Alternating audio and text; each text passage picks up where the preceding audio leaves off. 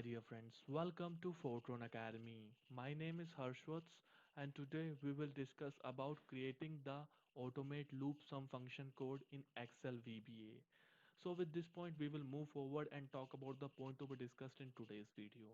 In today's video we will talk about 3 points. In the first point I will tell you how to code for loop. Secondly, we will cover how to code for dynamic sheet count in loop.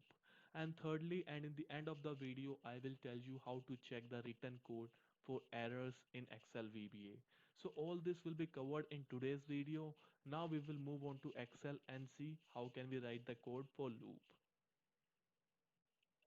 Now we are in Microsoft Excel. So this is our data that has a division category Jan, Feb, March and total expense with it. And it has a multiple sheets that has a East records, West records, North records, South records. Although the data between the sheets are almost same, but there are a little bit difference that the row count in each of the sheet is different. Like in the East it has a 15, in the west it has a 16 rows, in the north again 15, and in the south it is 16. So in my previous video I've told you about creating an automate sum function which counts and sum the cumulative from f2 to f15. But in the end, in the previous video I've told you I have make a dynamic automate sum function. That means I don't have to mention the last digit or last cell number or cell address in some function, because in that I used a dynamic function. And if you want a descriptive definition and description that how I've done it, you can go to my previous video and see. Now we will continue on that code only. So to look into the code and add the code for loop function, we will move into the developer tab. In a developer tab you will move into the visual basic function. In a visual basic function you will see this is a code that we have written in last videos. So in here you could easily see that what we have written is a selection and excel down dot select. That means we have used a control down option to select the last cell number, and on the basis of that we created a variable that is given the addresses of the last cell. So this is how we do it. So now we have a sum function, we know how to sum it, but we have to create loop for the multiple sheets. How can I do that? First of all, I will put on the side and get back to our Excel. So before doing anything, I will remove the sum. So I have removed the sum. Now we will again move to our visual basic editor. So I will again put it on the full screen now. First of all, what we will do.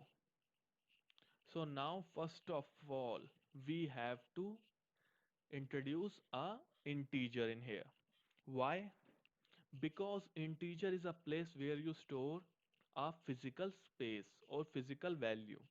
So dimension dim v as string, because where we will store the loop function, because loop is a function.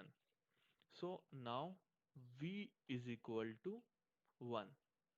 So now what we will do, we will introduce a do while loop. We will write a do while loop. So do while, with this what we are using, we are using the variable. So that variable is v that is put in space less than or equal to. So we put 4 because there are 4 worksheet available in our data. Now what we will do, now if we put 4, it will become a static function. But I do not want a static function, because what if there are more than 30 sheets, worksheets, or there are more than 20, or maybe probably 2 or 3. So for that I do not ever want a static function, because that would not run in numerous file or number of files. It will run only 4 numbers. So what will I do? So in spite of the 4, I will write worksheets dot count. So count will give that how many counts are there. That means it will take and count all the worksheet. And what it will do after that, so before going any further, we will close the loop in here. So Loop will be closed in here. So loop should be in this in between this do while and loop. So before loop also we will type v is equal to v plus 1. So this is a reiteration that we will use. It will add one by one, that every sheet will move. Like if we go in our Excel, you will see it's a east record. After that it will move on to the west, and one by one it will change the sheet number. Now we will again back to our code.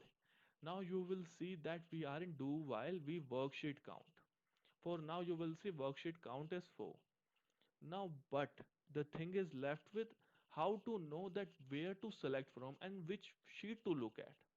Now, we haven't given an explanation that it should start from east record, west record, north, or south.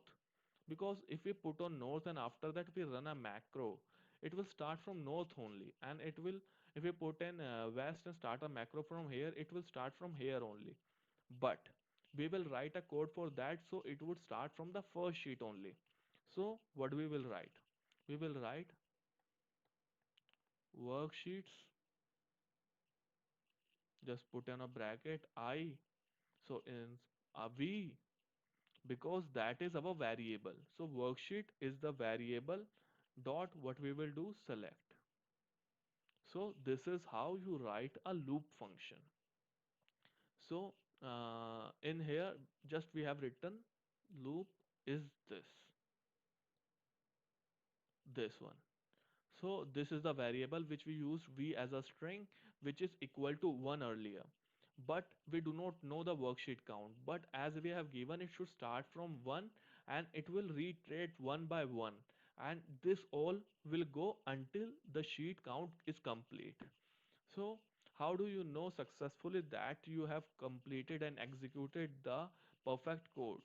It can be only calculated and it can be only said that it is good after you perform it. So, how do you know that it is good?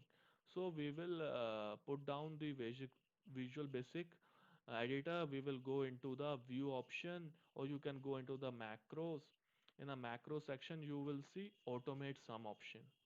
So now you will see, so before that I will close this macro and will tell you that there is nothing in no sheet. There is a sum. East, west, you can see there is no sum available in here. So, uh, so we will click on run. So when you click on run, you will see your code has been executed in all the sheets. You can see in a east record, in a west record, north, south, and each of the record has the sum of each of the expense. Now you do not have to go on to each sheet and press on to the macros and execute that macro in each of the sheets. You just created a loop in a Visual Basic editor. In here, this is a simple loop that we have created, and we just click on executed that. That's why it is possible to execute uh, our code on each and every sheet, because we have created an automated loop, and this is how you do it in Microsoft Excel VBA. So with this point, I am going to end this video, and I hope your queries have been cleared, and if not, kindly write us in comment section and we will surely get back to you. If this video helped in any way, kindly drop us a like and don't forget to subscribe our channel for amazing videos in future. Till then, have an amazing and good day.